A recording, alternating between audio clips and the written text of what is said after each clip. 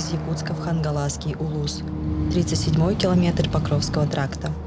Вечер. За бортом мороз, минус 42 градуса. Впереди машин нет. Смотрю в зеркало заднего вида. Тоже пусто. Внезапно, прямо перед собой я вижу ее, и меня охватывает дикий ужас. Это история о призраке девушки на Покровском тракте. Поехали! Мы находимся на 37-м километре Покровского тракта между Якутском и Хангаласским районом. Здесь раньше располагался пост ГАИ, и именно с этим местом связана одна из самых популярных и нехороших историй, которые водители передают друг другу еще с 90-х годов. Тема привидений на дорогах часто всплывает на форумах и в социальных сетях. Пользователи от первого лица рассказывают различные истории, которые произошли с ними или их знакомыми в разных местах Якутии. Лидером среди упоминаний является легенда о призраке девушки в белом у поста ГАИ.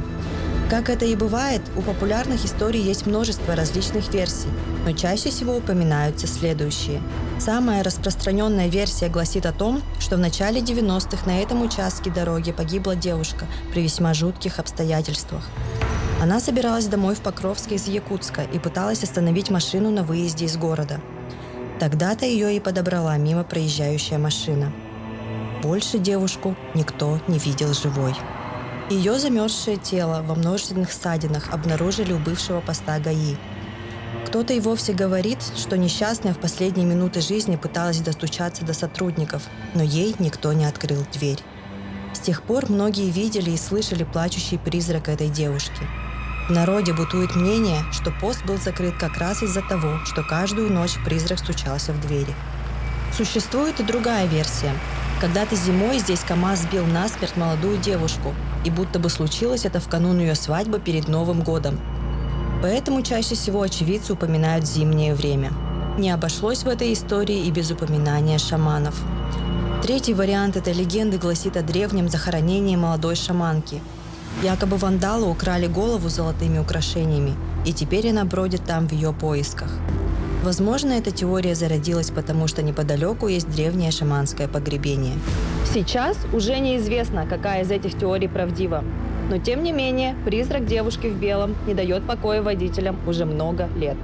Не только якутским водителям видится девушка в белом. Образ женщины в светлом платье на дороге встречается в разных культурах. Упоминания о ней вы отыщете в европейской, американской, тайской и филиппинской мифологиях. Чаще всего ее описывают как женщину неопределенного возраста с длинными распущенными волосами, печальными глазами и вытянутым лицом. Истории о происхождении призрака разнятся в зависимости от региона, однако всегда они связаны с какими-нибудь трагическими событиями. При жизни женщина в белом либо была выдана замуж за неприятного человека и покончила с собой, либо страдала от насилия, либо потеряла любимого мужчину и не смогла этого пережить. Те, кто в жизни ни разу не сталкивался ни с чем паранормальным, считают такие байки выдумкой, либо же плодом воспаленного, а порой и нетрезвого воображения. Либо же связывают это с усталостью очевидцев. Так что же это на самом деле? Обман зрения или настоящий призрак? Может, вы слышали другие теории? Пишите ваши предположения в комментариях под этим видео. Не забудьте подписаться на канал и поставить лайк.